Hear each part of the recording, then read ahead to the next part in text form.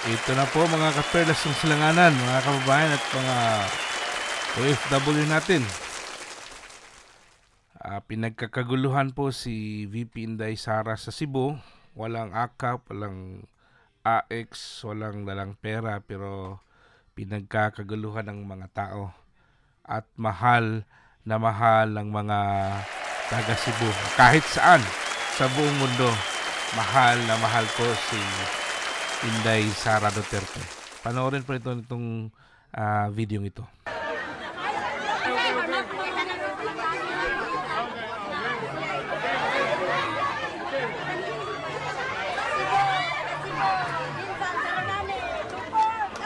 Kahit saan po magpunta si Inday, pinagkakaguluhan.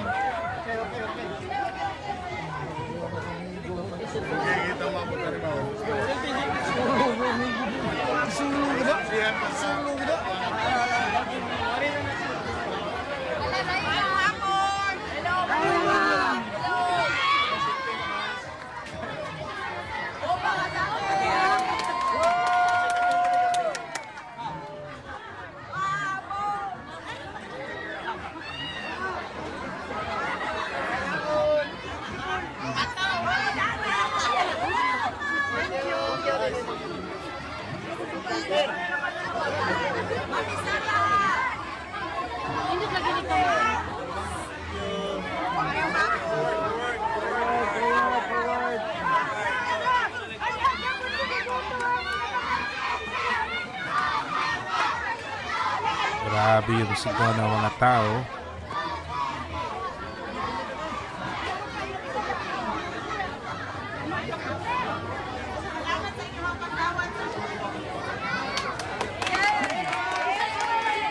Talagang ramdam na ramdam mo yung pagmamahal ng mga tao. At syempre naman, yung pagmamahal ni Inday sa mga tao niya na nagmamahal sa kanya.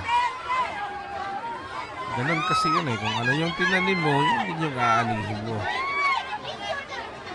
Ang mga tao ay talagang nakita nila at naramdaman nila yung pagmamahal ni Inday Sara, yung totoong serbisyo.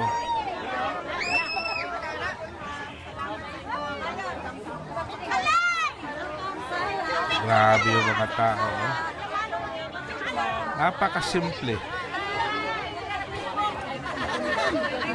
Walang halong arte, hindi OA.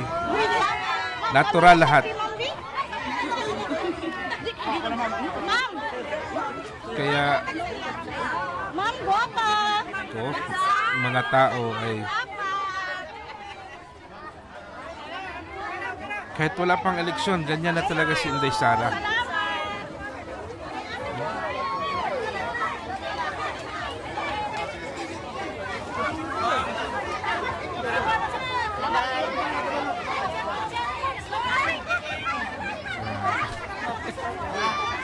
Binomog ng mga tao. Mga taga Cebu ni. Mga gahi din sa Cebu. Grabe.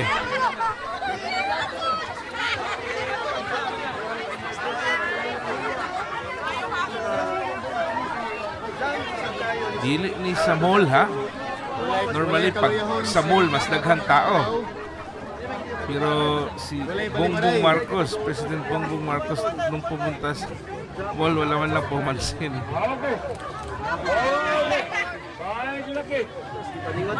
Mainit yan, sobrang init.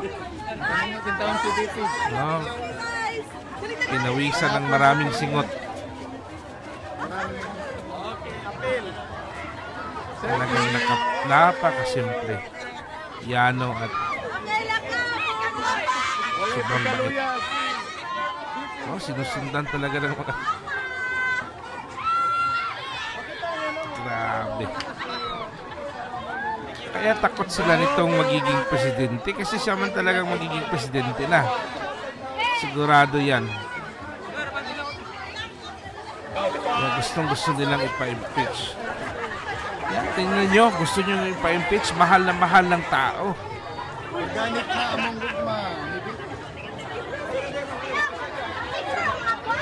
Kasi kung yung tao gustong ipa-impeach si Inday Sara, wala yan sila dyan ngayon.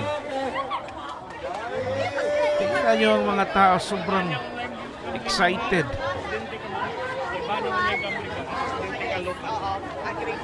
Thank you, ma'am. Grabe. Walang kapaguran si BP. Hindi napapagod. Grabe. Kaya nagtaka pa kayo kung bakit maraming bodyguards VP Sara. Lahat ng tignan nyo, oh. Kailangan protektahan talaga.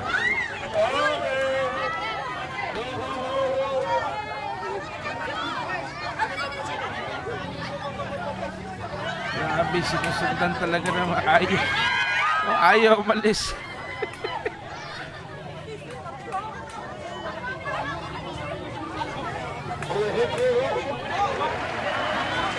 Yan ang aming presidente, VP Inday Sara Duterte. Mahal na mahal po namin kay ma'am. At sana dito din sa amin makapunta ka.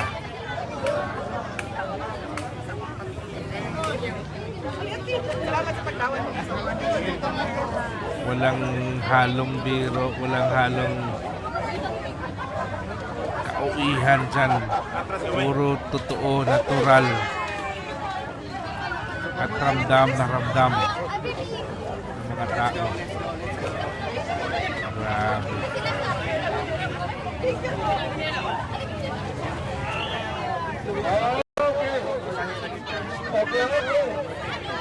Grabe, ayaw magsing-alisan yung mga tao.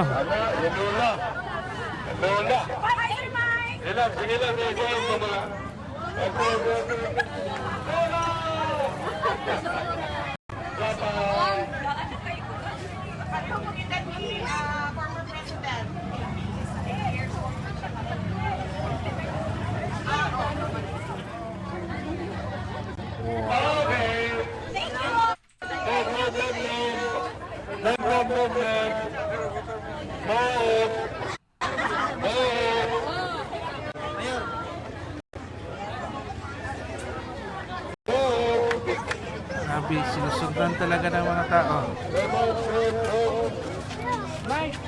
Yan, gusto nyong ipa-impeach.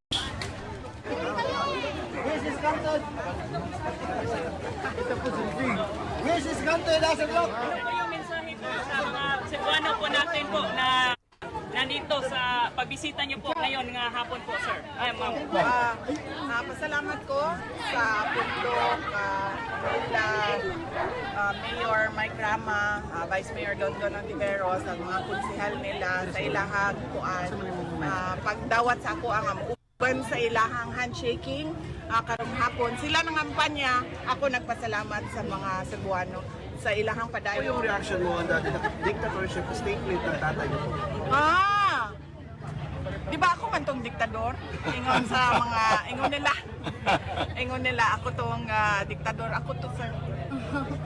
Katamis sa regarding pahiyo, kahapon, sa katawan ni kahapon, madam. maoy people power ko ang revolution mensahe na to. Nya mong special working holiday lang, imbes nga non-working holiday. Oo, sa sukad-sukad no, panahon pa, bago pa naging presidente ang ako, ang amahan, hantod na himo siya presidente. Hantod karon nga vice presidente ko sa ako ang nasod, sa ato ang nasod, wala gyud ko maghatag og February 25 na message tungod na ako'y mga rason personal, na ako'y kay mga gipangsulti na kaniadto sa publiko kung ano. Yes. Bibi ka ang sa may kasurya nga bisag unannounce imong pag-ari diri gidugok ka sa mga tao. Mao gani nang kinahanglan jud ko mo anhi kay kinahanglan jud ko magpasalamat sa mga Cebuano. Isip ko sa pod ka Cebuano no, ang mga kagikan sa ako ang kinahanglan sa mga gikan sa Cebu, sa Tuburan, gikan sa Danao, lain pang mga municipalities sa diri sa Cebu. Mao nang kinahanglan yun nga personal ko nga magpakita sa ilaha o magpasalamat sa mga Cebuano. At the same time, part of the support sa local candidate. Yes, pasalamat ko. I said kaganina no, pasalamat ko kay Mayor Mike Rama, Vice Mayor Dondon Ontiveros, sa ato ang mga konsehal sa North o South no sa ilahang partido kay gidawat ko nila lakaw dinhi para magpasalamat ubanan pud sa ilahang pagpangampanya.